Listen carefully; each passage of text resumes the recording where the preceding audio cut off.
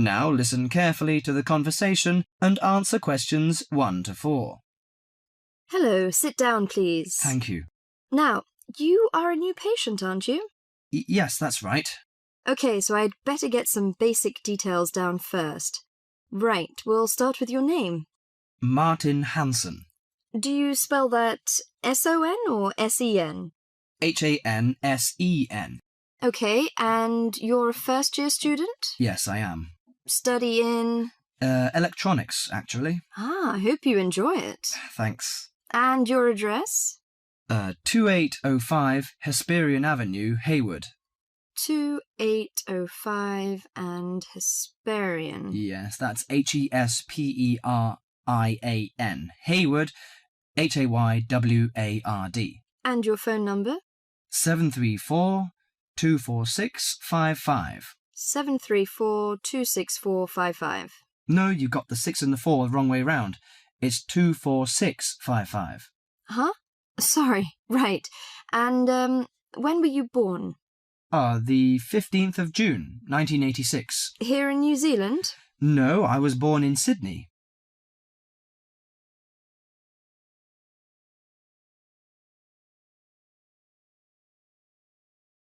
Before you hear the rest of the conversation, you have some time to look at questions 5 to 10.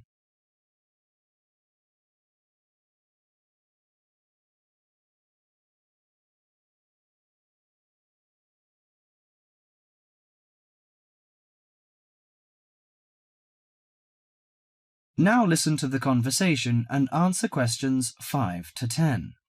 Good. So, what's your problem? Well, frankly, I wonder whether it is a problem. I get the blues, and it lasts for quite a while. I don't know how to... Yes, we all feel sad or get the blues now and again.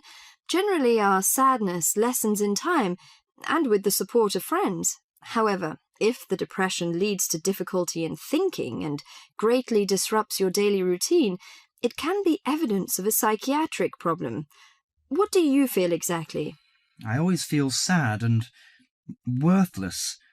I find it hard to fall asleep and wake up early in the morning. How long has it lasted? Nearly half a month. Do you feel fatigue or loss of energy? Or you may have lost interest or pleasure in usual activities? Yes, sometimes. At first I thought I could overcome it by myself, but I failed, and I'm so glad that you came here. It seems that you are suffering mild depression from your symptoms. Depression? Yes, I feel depressed sometimes. But why would I... Depression may occur as a result of biochemical changes in the body. Alcohol, amphetamines, cocaine, and LSD can bring on depression. Those who have a family history of depression usually have a greater risk of depression. Sometimes the worrying changes in life can lead to depression. I see. I had a really bad breakup of a love relationship. It makes me feel hopeless. Do you think I need some treatment? Yes. Antidepressant medications are often used to treat depression, if it is serious. But I don't suggest them at first because of the side effects. I suggest psychotherapy, which can give you support and help you regain control. So do I need to come here every day? No, I will arrange counselling sessions for you, which will last 12 to 20 weeks. You come here once or twice each week. The psychotherapy is directed at helping you gain insight and understanding about events in your life, which may have contributed to your depression. With growing insight, you can often learn more effective ways of coping with your feelings and changing your behaviour. What can I do to take care of myself? Well, at first you should do some physical exercises on a regular basis, at least 3 times a week. How is your food? Do you eat well? Yes, I think so. I eat at my homestay family. Good. Find a hobby or a positive recreational activity to participate in once or twice a week. I know it's difficult for you, though. When you feel it's hard to overcome the depression, come to the counselling session. Remember, ask for help if the load is too heavy to handle. Yes, I'll try. So, when will my counselling session begin? I'm going to arrange that for you. That is the end of part 1. You now have half a minute to check your answers.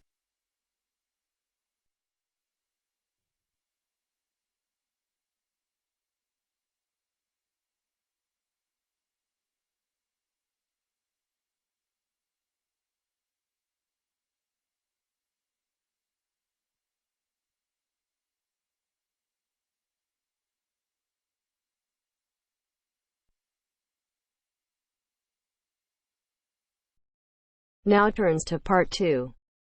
Part 2. You are going to listen to a radio program on sleep deprivation. First, you have some time to look at questions 11 to 15.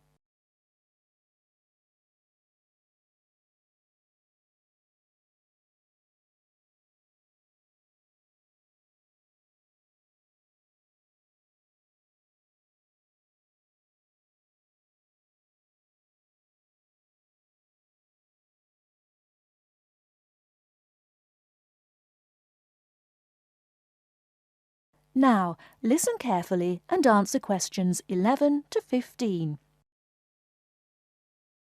With us in the studio today are Dr. Peter Collins, a senior lecturer in the Department of Psychology at the University of Chicago, and Helen Gardner, the author of the book Deep Sleep. They've come to our studio to discuss the effects of sleep deprivation and also give some tips to the sleep deprived on how to deal with the problem. Welcome to the studio, Helen and Peter. Now, Peter, what are the reasons for sleep deprivation and how can it affect our lives? Well, the research into sleep deprivation started in the late 50s and has been going on ever since. Many researchers link sleep deprivation with electricity, television and computers, which have enabled humans to work 24/7. Before electricity was invented, people's body clocks were synchronized with the sun's schedule, and the average time they spent sleeping was 8 to 9 hours a night. By 1975, that average was down to 7 hours, and today 1/3 of us sleep less than 6 hours a day. This leads to a condition called chronic sleep deprivation, which basically means going for extended periods of time with less sleep than your body needs. Chronic sleep deprivation can cause a variety of physical and psychological problems. At its most basic level, loss of sleep can make us more irritable and less efficient, and can affect long-term memory and concentration, which can result in more accidents. According to the latest research into sleep deprivation is the main reason for 3% of plane crashes, 10% of domestic accidents, 20% of accidents at work, and 45% of all traffic accidents. Research into the physical effects of chronic sleep deprivation suggests more serious and significant long-term complications. Research from my university, the University of Chicago, has shown that sleep deprivation interferes with how the human body regulates insulin and sugar metabolism, which can increase the risk of diabetes. People who are sleep deprived have weakened immune systems and are more prone to viruses and other kinds of infections. People who don't get enough sleep have cognitive problems or difficulties processing and assimilating new information. Lack of sleep affects long-term memory and slows down such abilities as judgment and reaction times. Some researchers link sleep deprivation with obesity, indicating that sleep disorders and eating disorders are often linked. Before you hear the rest of the talk, you have some time to look at questions 16 to 20.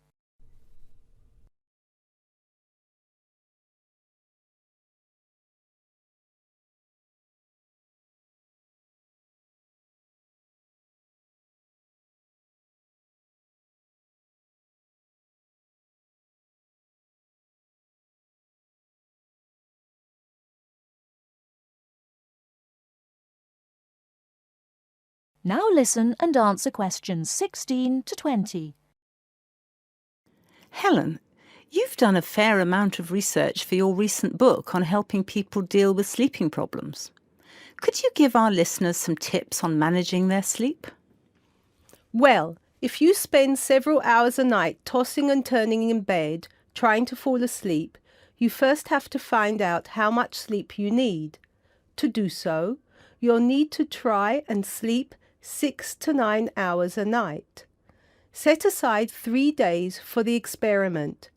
It's best to do it on a long weekend or a holiday to ensure it doesn't get interrupted.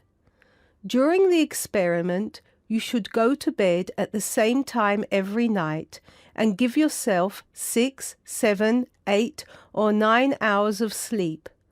Then monitor the way you feel throughout the day to find out how many hours of sleep you need in order to feel your best. Once you find out how much sleep you need, you can work on improving the quality of your sleep. The main secret here is to allow yourself 1 or 2 hours to relax before going to bed. You may want to try and have a warm shower or bath before going to bed. Doing some quiet activities such as reading or filing can help some people relax. A warm drink in bed helps to induce sleepiness. Some people take up yoga or meditation to help them relax at night. Different techniques will work for different people, so it's best to experiment and find the one that suits you best. You should definitely avoid using technology before going to bed. Activities such as playing video games, watching TV, and others which require you to use your attention can stop you from falling asleep. Avoid eating before going to bed. A late dinner can disrupt your sleep. Not only is going to bed with a heavy stomach bad for digestion and can make you overweight, but it can also keep you awake for hours. Caffeine-rich drinks can increase your heart rate, which can stop you from falling asleep. Energy drinks also have the same effect on your body. You should avoid drinking these at night. The same goes for vigorous physical exercise such as weightlifting or working out on a treadmill. In many cases, you can reset your body clock and make it tick for you by changing your lifestyle. If your sleep deprivation is severe, it's always best to seek professional advice and get an appointment with your doctor, who might prescribe you sleeping pills. Thank you, Helen. We'll be back after the break and we'll be answering questions we've received from our listeners.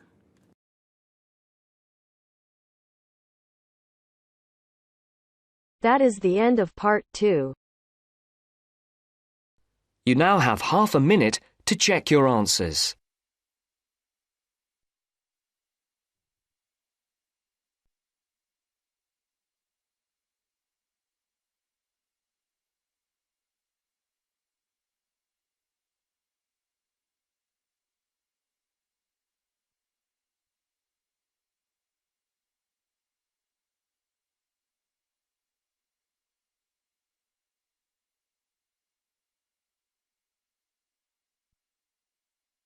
Now turns to part 3.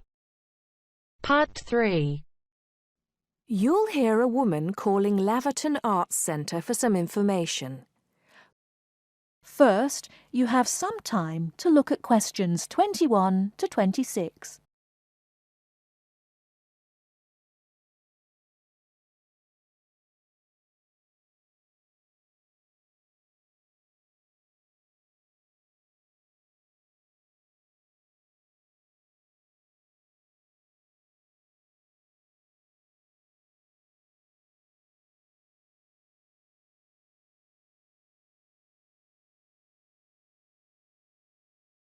Now listen carefully and answer questions 21 to 26.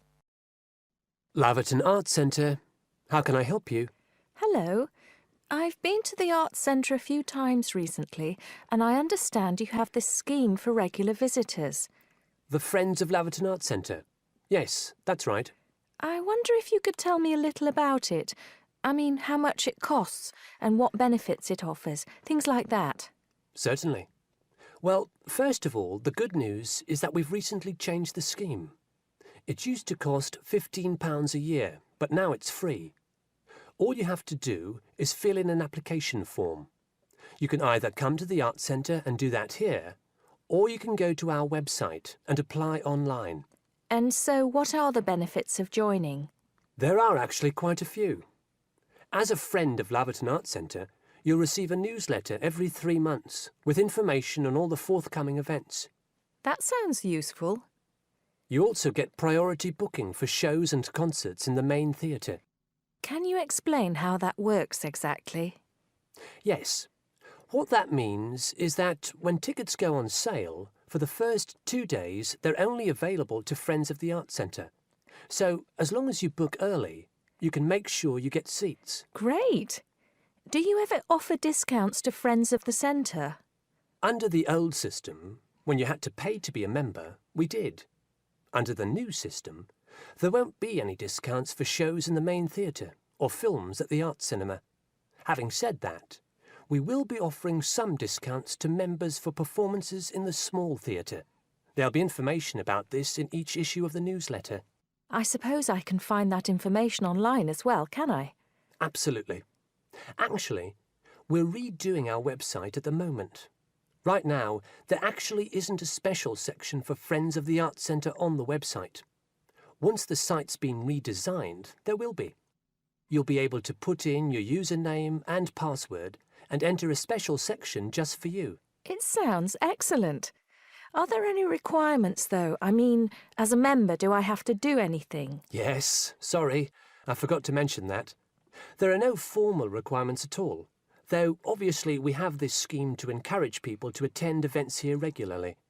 So we ask that you attend at least 4 events a year, whatever they are, if you possibly can. Nobody's going to count, though, and it's totally up to you. That sounds fair enough.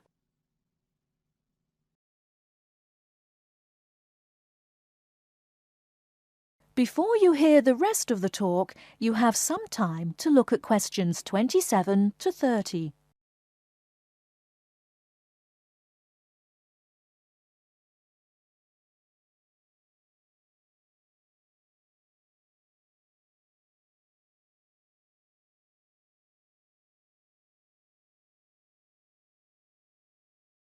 Now listen and answer questions 27 to 30.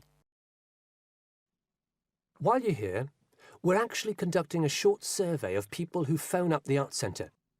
Would you mind if I asked you a few questions? It'll only take a couple of minutes. Sure, no problem. Thanks a lot. So, how many times have you visited Laverton Arts Centre in the last 6 months? Well, I've only lived in the area for the last 4 months, so not that many times. 3, I suppose. Yes, that's right.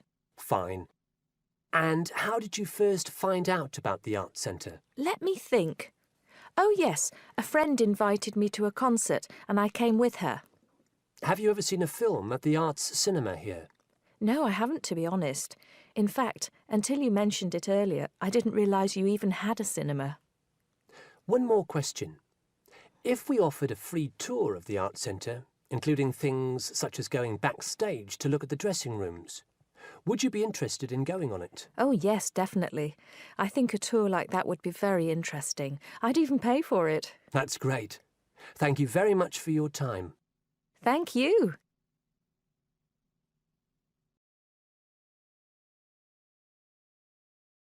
That is the end of part 3.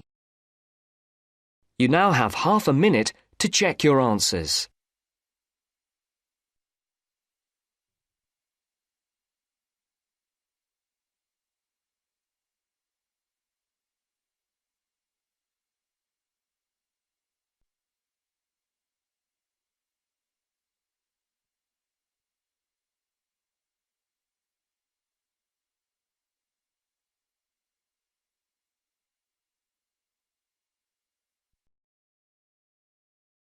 Now turns to part 4.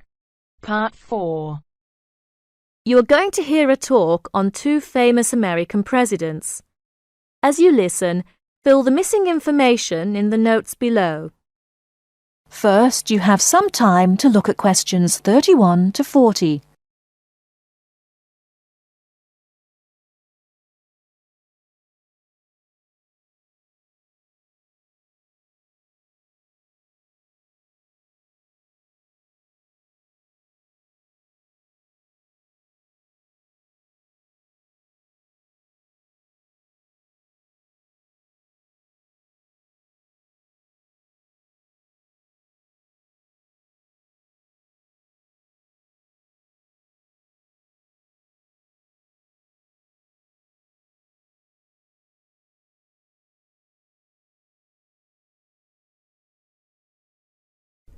Now, listen carefully and answer questions 31 to 40. John F. Kennedy and Abraham Lincoln lived in different times and had very different family and educational backgrounds. Kennedy lived in the 20th century, while Lincoln lived in the 19th century. Kennedy was born in 1917, whereas Lincoln was born more than 100 years earlier, in 1809. As for their family backgrounds, Kennedy came from a rich family, but Lincoln's family was not wealthy. Because Kennedy came from a wealthy family, he was able to attend expensive private schools. He graduated from Harvard University. Lincoln, on the other hand, had only 1 year of formal schooling. In spite of his lack of normal schooling, he became a well-known lawyer. He taught himself law by reading law books. Lincoln was, in other words, a self-educated man. In spite of these differences in Kennedy and Lincoln's backgrounds, some interesting similarities between the two men are evident. In fact, many books have been written about the strange coincidences in the lives of these two men. For example, take their political careers. Lincoln began his political career as a U.S. congressman.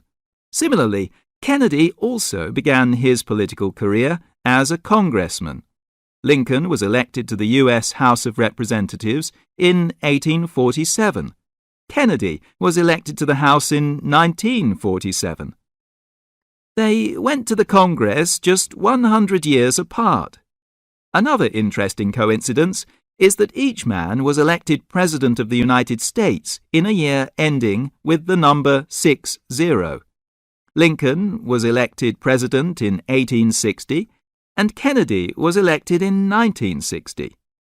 Furthermore, both men were president during years of civil unrest in the country. Lincoln was president during the American Civil War. During Kennedy's term of office, civil unrest took the form of civil rights demonstrations. Another striking similarity between the two men was that, as you probably know, neither lived to complete his term in office. Lincoln and Kennedy were both assassinated while in office. Kennedy was assassinated in Dallas, Texas, after only 1,000 days in office. Lincoln was assassinated in 1865. A few days after the end of the American Civil War. It's rather curious to note that both presidents were shot while they were sitting next to their wives. These are only a few examples of the uncanny and unusual similarities between the destinies of these two American men, who had a tremendous impact on the social and political life of the United States and the imagination of the American people. That is the end of part 4. You now have half a minute to check your answers.